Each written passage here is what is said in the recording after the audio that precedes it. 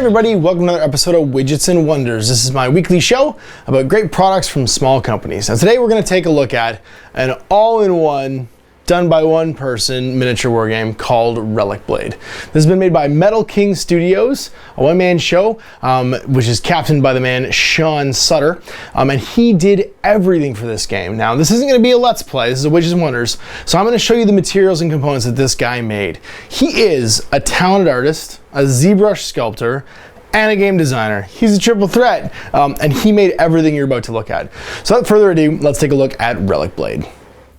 So first things first, what is Relic Blade? Well, if you ever wanted to play Diablo the miniature game, or if you're a fan of dungeon crawls, D&D, and light sort of like action-driven heroes versus monster type, like sort of RPG miniature war games, that's pretty much what Relic Blade is. It is a low model count, low table size, all sort of like freedom of building what you want style miniature game. And everything you see here was made by Sean. The rulebook itself, which he did all this illustration for. He's an incredibly talented artist.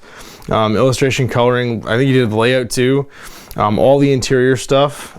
He is a really classic, I would almost say like 2000 AD style, sort of like, I won't say cartoonist, but illustrator. And he did everything in this book. Now the rulebook itself, if we're looking at components, rings in at a total of 31 pages. And I think that's one of the greatest things about this game. It's just the meat and core mechanics of the rules. And what Sean's done is create a system where you can add in pretty much anything. His initial models he's done, we'll talk about the models in a second, give you an offering of heroes and baddies that you can try out the game with.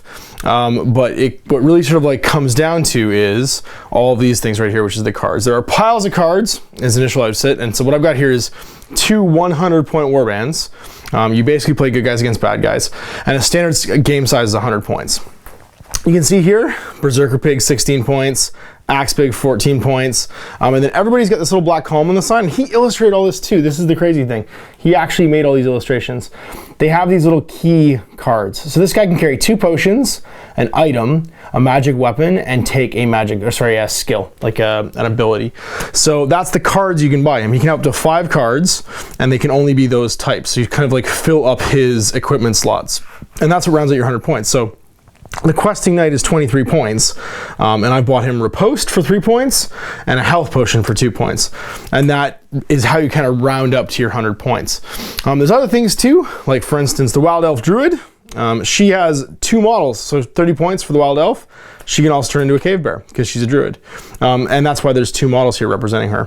And both the bear and her can take separate items. So the bear can buy sort of combat skills and abilities, and the elf can buy things like scrolls and a magic item as well. Can't buy any magic weapons.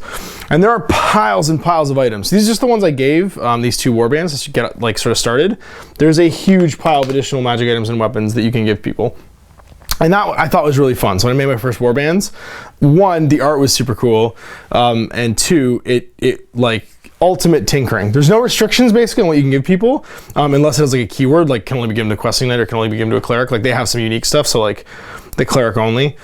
But other types of cleric might come out, right? So that's your keyword down there at the bottom. It might be later on that the cleric of justice, there's another type of cleric out there. I almost imagine there's going to be. And the same with pigs. So like shield pigs, soldier pigs, there's some pig only items that only the pigs can take. Pigs and beasts still can take brutal charge, so like the bear could take this as well. And it lets you kind of build in combos. Every single piece of artwork is unique on every single card, and you kind of get the keywords really quickly. So like a sword icon means an attack, that's a natural ability, that's a spell, what else?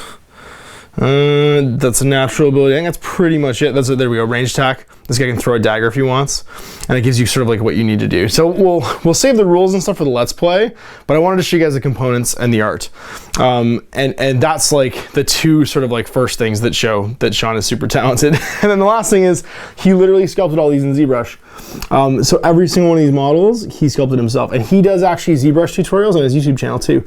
So if any of you guys were interested in learning how to, and I should say ZBrush because I'm Canadian, but it's actually supposed to be ZBrush, so I'll say ZBrush. all of these miniatures he made himself and then had 3D printed and cast. So if you guys are curious about how that works, I'll put a link to his YouTube channel in the video description below, and you guys can check out like that process because it's really, really cool. The casts are really nice. Here's the druid and the bear she turns into. I really like the idea that the paladin is like a lizard man. I think that's so cool. And that's his spirit hammer. He can actually summon us like a sort of like a spirit like driven hammer as like a little buddy, and they can activate next to him. And then there's the questing knight in all of his like plate mail and just sort of like grim, almost heavy metal sort of look. And then over here we have the barbarian pigs. And what these guys are is, there's basically 3 main pig sculpts and then a whole bunch of weapon options. So you can arm them different ways. And each of the weapons has a card. So if you want to make a shield pig, you give them a shield. That cudgel is actually a downgrade card to make your pigs cheaper if you want. And I actually did that to one of the pigs because they have a super cool ability called shield wall. They're almost like buffs for the other pigs. So you don't really want them in a fight. You just want them in the back, kind of like using their ability. And that way the ability was free if I bought them the cudgel. Berserker pig has 2 swords, soldier pig has the halberd, axe pig has the axe, obviously. Raider pig has the throwing knife and the axe, and these guys are both shield pigs. So when you get them, you get 3 sort of like main bodies and then a whole bunch of different weapon options to put on them. That was really, really neat. And then over here we have the relics, and this is what you're fighting for. Now here's a Frostgrave relic I put here as a token. There are tokens in the game, and this would basically be the thing you'd be fighting over. And you go pick it up, you get a random relic. There's just magic items littering the ground. This is really neat. It was kind of a power-ups thing, a la sort of like old school Diablo.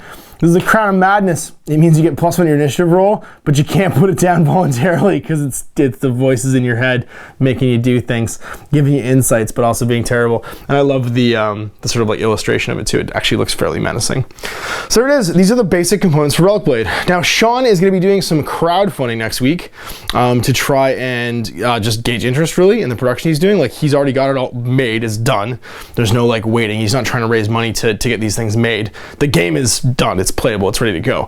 And this is more to gauge interest in whether or not people want to check it out, and also to release new stuff, because this is the kind of game where you just literally could add new models all the time and new cards to the upgrade deck and have kind of almost like Mage Knight or like a HeroClix thing, just have waves of expansions come out. More good guys for your good guy warbands of like clerics and, you know, druids and wizards and things that I could see coming out in the future, and then more bad guys and maybe big bads too. Because right now the bad guys are kind of a swarm. They're like little bads, but I could see this game having awesome sort of like big bads in it as well. So there it is. There's a look at the components for Relic Blade. Look forward on Tuesday next week. You'll be able to see a Let's Play of me and Owen going through the rules. So there it is, a look at the components for the new indie game Relic Blade. Now this was a true one-man show. I cannot imagine how talented you have to be to both write, illustrate, sculpt, and make an entire game in one go. You guys really often ask me what it takes to make a miniature game. Usually it takes a guy with an idea and then the money to pay more talented people to make a miniature game. But Sean made it all himself. So well done, Sean. I hope that your game is super successful. I'm stoked to actually teach Owen how to play it and check it out myself and actually run through. So thank you guys for watching. This is truly an episode of something in the spirit of Widgets and Wonders and independent making something all by themselves. So now if you guys know of a great product from a small company that's not getting enough attention, you can have them email me at guerrillaminiaturegames@gmail.com or Facebook message me at facebook.com/outofthebasement-in-the-streets, and I'm more than happy to give it some exposure and coverage. I love checking out new things, and I think that creating something and pushing it out into the world is a really brave act. Deserves all the recognition it can get. Thanks again for watching. We'll see you for more Widget Wonders in the future, and we'll see you for the Let's Play next week on Tuesday. Till then, I'm Ash. Happy board gaming.